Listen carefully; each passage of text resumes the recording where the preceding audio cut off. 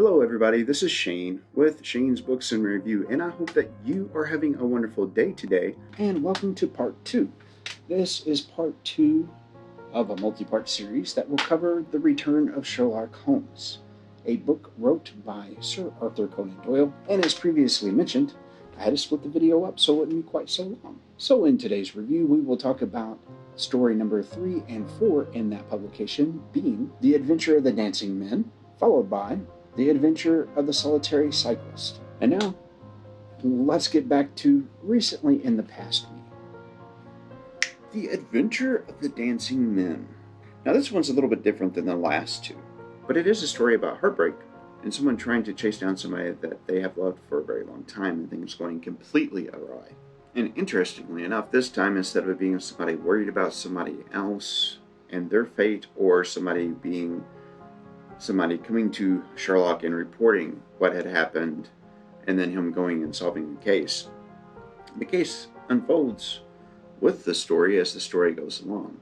A one Hilton Cubitt, Thorpe Manor in Norfolk, visits with Sherlock and Watson one day, and upon visiting with them, he gives them a strange piece of paper. That piece of paper has a bunch of stick figures almost, like a children's drawing. Some of them have flags, some of them don't. And he starts to find these things everywhere, windowsills, etc. And it's worrying him. At first he thought maybe it was one of the kids from the stable, but no, they all declined and said it wasn't them. He tells Sherlock and Watson that he had recently married an American woman named Elsie Patrick. And her one caveat to getting married was that never ask her about her past, where she came from. And of course he agrees to it. Elsie and Hilton had a very happy married life up until these little pictures started to show up. Now the first stick figures showed up in the mail, and then the second one was in the garden. And they were happy up until that point. Hilton was quite convinced that it was these stick figures that was making her unhappy for one reason or another. Hence his visit with Watson and Sherlock. Before Hilton departs, Sherlock asks him, "Hey, can you just stick around for a day or two so I can take a look at these? Because I think I can figure this out." Hilton informs him, "No, I've got to go." But he does instruct for cables to be sent. Hilton takes off to be with his wife. Now, shortly after that, Sherlock does crack the codes and figures out what it says, and realizes that it might be much too late. Watson and Sherlock take off to go to Thorpe Manor, and finds, of course, that Hilton has been murdered. Elsie has been gravely wounded. Instead of getting Lestrade this time, we do get Inspector Martin. And Inspector Martin of Norfolk believes that it is a murder and suicide attempt, that the wife had killed her husband and then tried to kill herself but failed. But Sherlock's great observational powers, well, most people's observational powers these days, but his observational powers reveals that there's a third bullet. And if there's a third bullet, and it was just a murder of her shooting him and her shooting herself in the head, how did that bullet get in the sash? Inspector Martin is so baffled by this, he asks, "Why, how did you find it?" Sherlock replies, "I looked." It also needs to be mentioned at this point that in the meantime, Sherlock had wrote his own ciphered message using the stick figures and sent it along to where he thought the suspect that was actually involved would be. Upon explaining the cipher and how he knew to be where he was when he was to Inspector Martin, he also explains the cipher and that this is actually a language. Lo and behold, I think that this here is our man. So as soon as the gentleman walks through the doorstep with Watson and Sherlock and Inspector Martin kind of hiding behind the door, they spring a trap on him, put him in handcuffs, and the guy that is the suspect here takes it really well. Instead of fighting and whatnot, he's kind of like, "Okay, you got me. Did Elsie send you guys for me? What gives here? What's the story?" And Sherlock explains to the suspect that's in handcuffs, "She was gravely injured. We think it was you." And of course there was this cry from the suspect of almost madness at the idea of the person that he loved so much being injured. And of course we find out that his name is Samley, I think that's how you pronounce that, and that he was from Chicago, as was Elsie.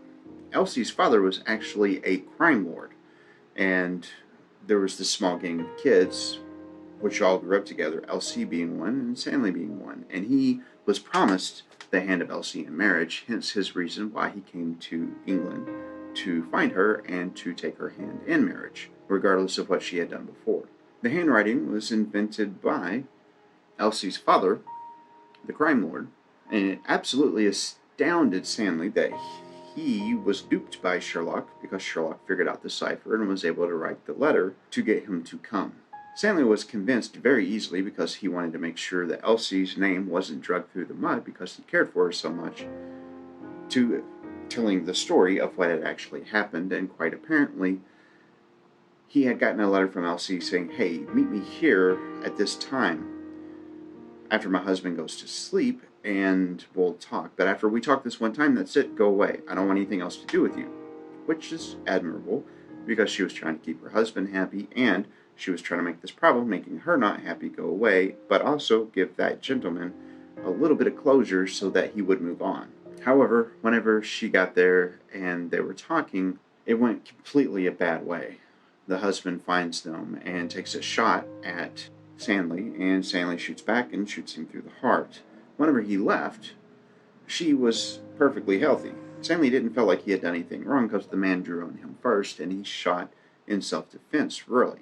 He had one thing working against him. The one person that he shot was, of course, a proper British gentleman. All the problems that he caused as well. Plus, he was from America, and he wasn't very well liked because of his cavalier attitude. He was going to be sentenced to being hung to death, which in his mind he was happy with because Elsie would be looked after and okay, but instead his sentence gets commuted down to life imprisonment. I'm not sure if that's a better sentence for somebody or not, living your entire life in a prison versus having it took from you. That's a moral discussion that should be had elsewhere. Yes. With that being said, that's the end of that story, and like I said, it's not really important in the grand scheme of the Sherlock story itself, but it is a really good story in its own right.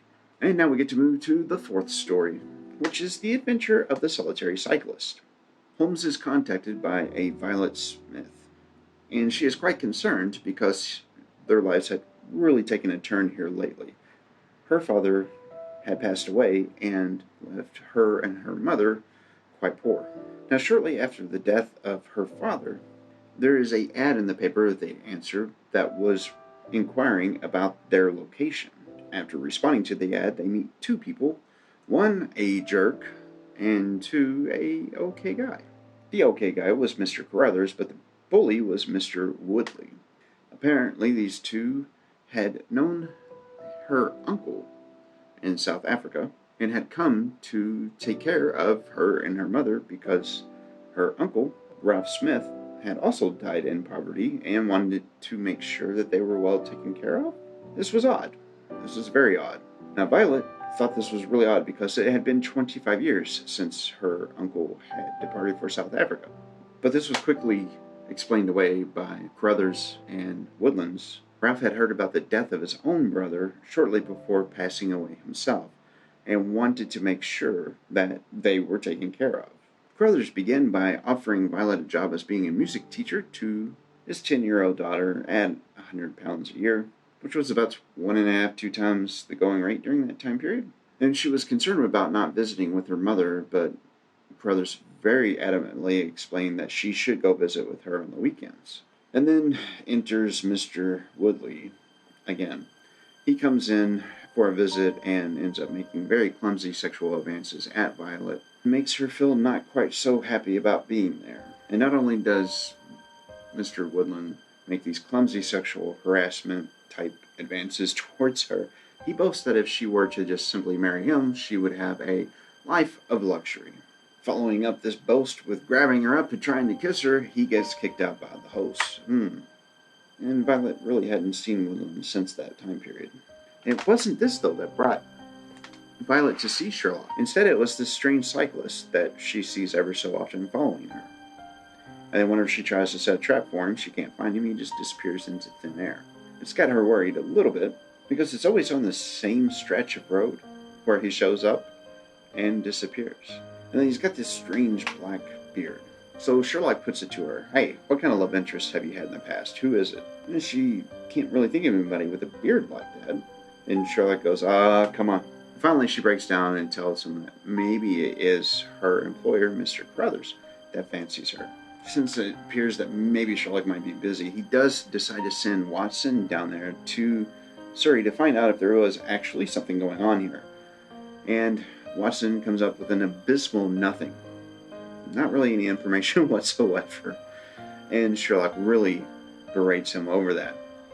But he does verify that her story is true. After he berates Watson for his abysmal failure, he himself goes to Surrey and gets his face rearranged for his troubles. He, of course, hits a pub and starts asking questions, but immediately gets into a fight because Woodland starts hearing his name thrown about and demands who he is. Sherlock might have got his face rearranged a little bit, but apparently Woodland had to be carried home for his troubles. Upon arriving back at Baker Street, there is a letter that arrives from Miss Violet telling Sherlock that her situation has become much more dire, that her current employer, Mr. Carruthers, has actually proposed to her, and that Mr. Woodland has now returned. This is insufferable, and so she must quit. Intrigued, quite so, Sherlock and Watson head straight down there to find out what's going on. During this whole time, during this whole story, there's been talk about traps, and trap, of course, was a horse and a buggy. Sherlock found it very odd that somebody that could afford to pay £100 a year to someone to be a music teacher couldn't afford a horse and a buggy, really. And it doesn't really cross the minds of Sherlock or Watson that perhaps she would take an earlier train to get away from the entire situation, of which she does. But that kind of works out to an advantage. Sherlock finds with Watson that the trap that she is supposed to be in going to the train is absolutely empty. They both get in it. They get harassed by the cyclist. The strange cyclist shows up and pulls a revolver on Sherlock and Watson, but they quickly surmise that they really just have the best interests of Violet in mind, so bygones be bygones. And so the cyclist at that point, after putting his revolver away, declares that it is Williams and Woodland that are the abductors of Violet. And so they go searching. And the first thing they find is the groom. They found him in the bushes. And then they find Williamson and Woodland, and Violet finds them on the Charlington Hall grounds. Sherlock quickly debunks the clergyman because he knows that he was removed from the church, and says, no, this couldn't actually be happening because you don't have the right to do it, and if you do have paperwork, you forged it, so no, not going to let it happen. Woodland, bringing it to everybody's attention that he did indeed marry Violet, was quickly shot by the cyclist, which then reveals that he himself is Carruthers. Now, the setup in all this actually does involve Ralph Smith, which was in Africa for 25 years. But you see, the thing is he wasn't actually poor at all. And in fact was quite wealthy whenever he was close to dying. He was illiterate, so he couldn't write his own will out. Since he would die without a will, then all of this stuff would go to his next of kin, which would have been Violet. So these two bumfuzzlers, as they are, Carrington and Woodland, they have a scheme set up with this clergyman that they're going to go get her married to them. They're going to take over the money, and once they take over the money, then they'll pay the clergyman and she will be dealt with. Well, the person that acts as her employer, Mr. Carruthers, has a problem with this because some of the talk is that they're going to eliminate her, get rid of her, essentially kill her to get her out of the picture so the money would become theirs. But he couldn't face having somebody harmed in such a way, although he was perfectly fine with their money being took. Anyway, there was very heavy penalties that were struck against Williamson and Woodland, but Carruthers only had to serve a couple of months, mainly due to Woodland and Williamson's reputations. The story does end with Sherlock soothing the soul of Carruthers by letting him know that no, Violet actually was not married because it was against her will, one, and also the clergyman had been defrauded. Congratulations. Thank you so much for watching. If you have made it this far, you are beyond awesome, you are beyond mortal, you are incredible. Thank you. If you happen to have seen anything in here that you think might inspire somebody to read some Sherlock or ignite a conversation, feel free to share it to somebody that you think would enjoy it. If you happen to be new here, we would love to have you join the family. There's a subscribe button. Looks like these. Down there. These do nothing. But the ones down here do. So click that subscribe button. And speaking of subscribe, please don't forget about the bell so that you'll know when the next video comes out. If you happen to find a good book in between now and the next video, please do let me know about it down there in that description. And we will check it out. We'll read it together and perhaps have a conversation. I would love to do that. Again, today's book has been The Return of Sherlock Holmes Part 1. Hope you enjoyed the video. Again, this has been Shane with Shane's Books and Review, and I will see you in the next video.